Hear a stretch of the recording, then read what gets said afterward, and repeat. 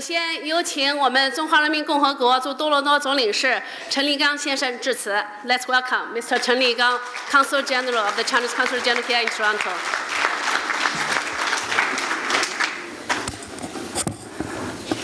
朋友们、女士们、先生们，今天大家晚上好。我们欢聚一堂，庆祝中华人民共和国成立62周年。这次机会，我代表中国驻多伦多总领馆，向出席招待会的各位来宾和朋友表示热烈的欢迎，向广大华侨、华人留学生、中资机构和企业代表致以亲切的问候和良好的祝愿。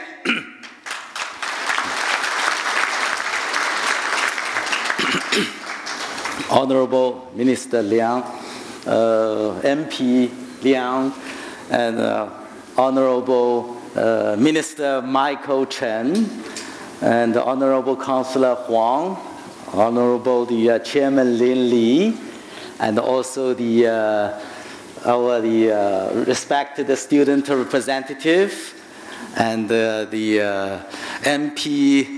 And MPP, and also the councillors and the officials from the 3 governmental levels, and dignitaries, distinguished guests, ladies and gentlemen, a very good evening. Tonight, on the occasion of the 62nd anniversary of the founding of the People's Republic China, I wish to extend, on behalf of the Chinese Consulate General in Toronto, warmly welcome you. 62 years ago, when China was born, it was a poor and backward country. But 62 years later, it has become the second largest world economy. A country with a 1.4 billion population, rising so quick and high, in 30 years is inevitably causing other countries to concern. A question prevailed globally. What is the path of China to take in the future? What's the implication of China's further development to the world?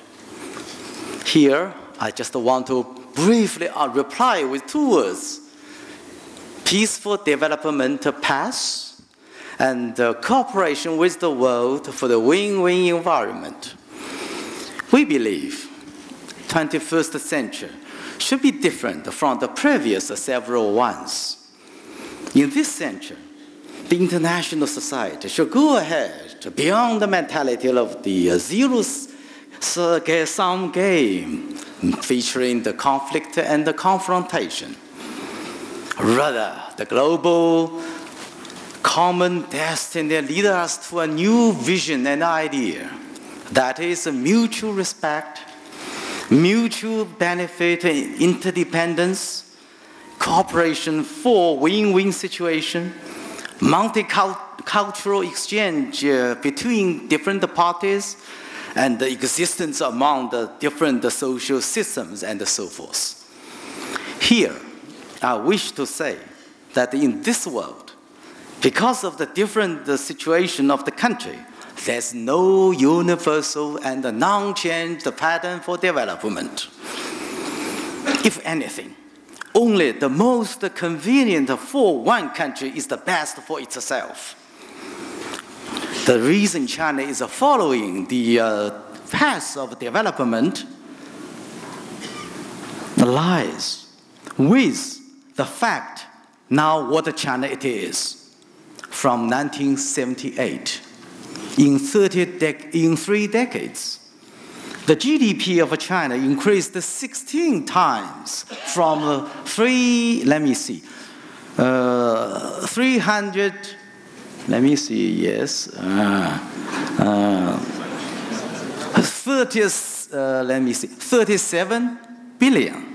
$37 billion US dollars, just to say that in 1978. Then, after 30 years, it rose just right up to the 6 trillion.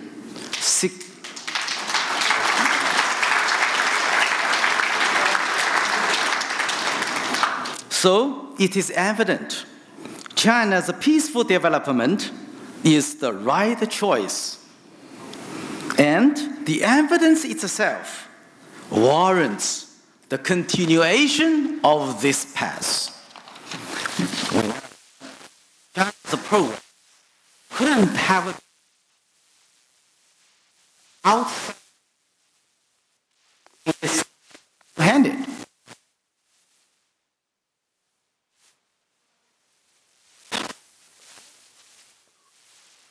Chinese civilization, the complex we are, and also the peaceful development road. And your trust will facilitate the reciprocation from China with its improvement in democracy, prosperity, unity, and harmony throughout the country. So the prospect of the mutual trust between us really benefits not only China, but also Canada and the world at large. Ladies and gentlemen, China and Canada are friends. China is the biggest developing country in the world, and Canada is the largest developed country in terms of its territory size. China is a huge market, and its vast imports for the next 5 years, up to $8 trillion,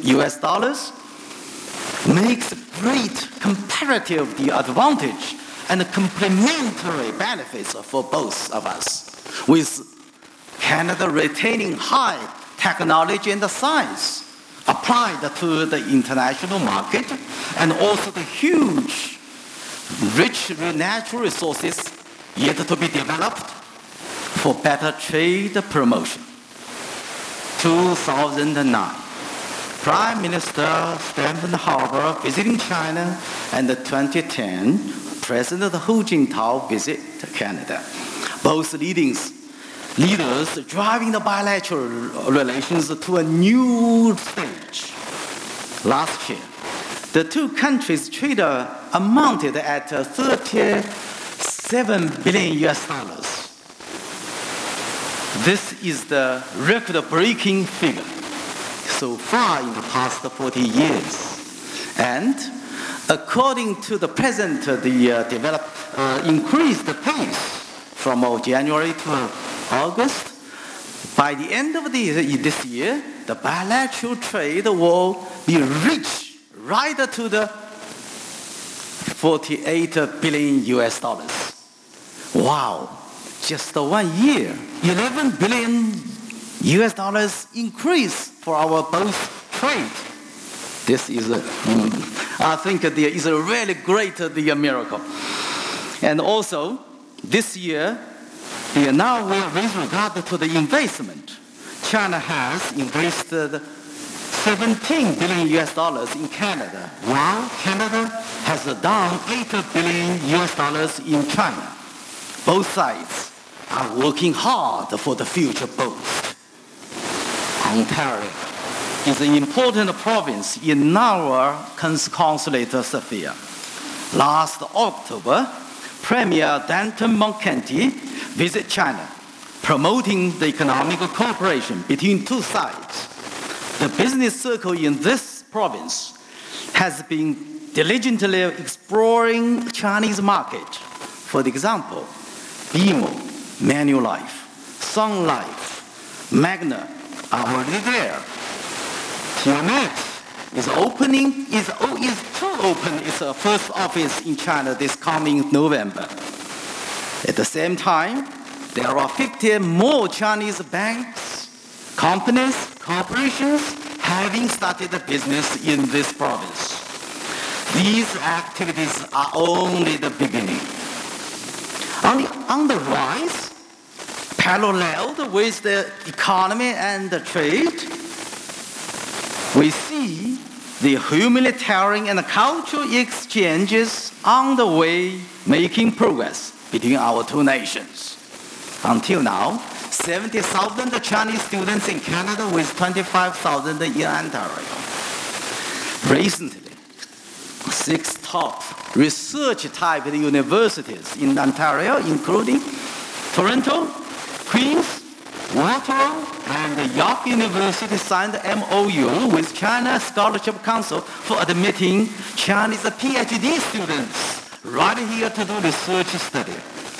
More and high-level Chinese students coming. In 2010, Canada became China's destined tourist country. Last year, 300,000 Chinese tourists visit this country with Canada, and this year, the number will arrive at 380,000. The later half of the last year also found 360,000 Canadians visiting the exhibition of the Chinese terracotta warriors and the horses in the ROM, Royal Ontario Museum.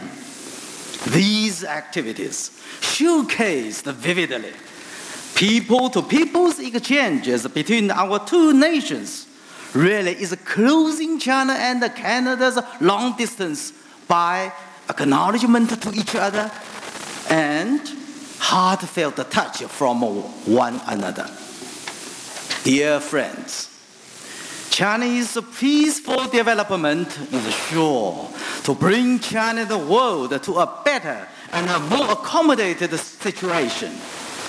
So is the friendship and the cooperation between China and Canada resulting in more benefits and cooperative advantage for both.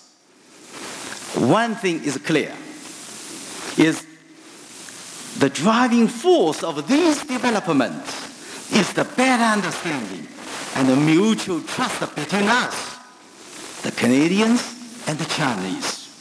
So let us, the Chinese people and the Canadian people, have more exchanges, better communications, greater mingling, and deeper understanding. Thus, make it possible building the relations of our great two countries to a new historical height, and in return, benefit our great two peoples, not only in our lives, but also in our minds in the days to come. 在这里，我要特别感谢各位新老侨胞、父老乡亲、留学生和中资企业及中资机构的代表们。多年来，你们积极构建中加两国交流合作的桥梁，为加拿大人民更多了解中国，为推进两国友好合作做出了不懈努力和积极贡献。在此，我代表祖国和祖籍国向你们表示衷心的感谢和崇高的敬意。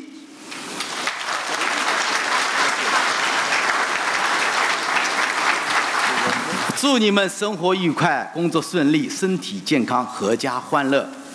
So long of my remarks. In closing, I wish to propose a toast to the 62nd anniversary of the establishment of the People's Republic of China, to the prosperity of China and Canada, and the friendship between our two peoples, to the health of the distinguished guests present here.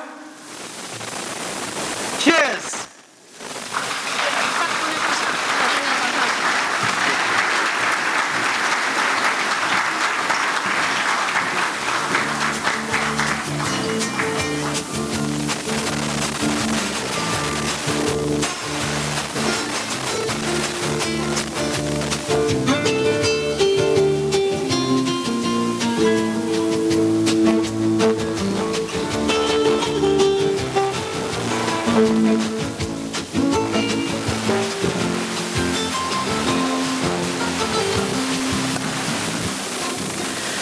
感谢陈总领事热情洋溢的致辞，我们完全同意陈总领事就中加两国的关系进行了全面的阐述。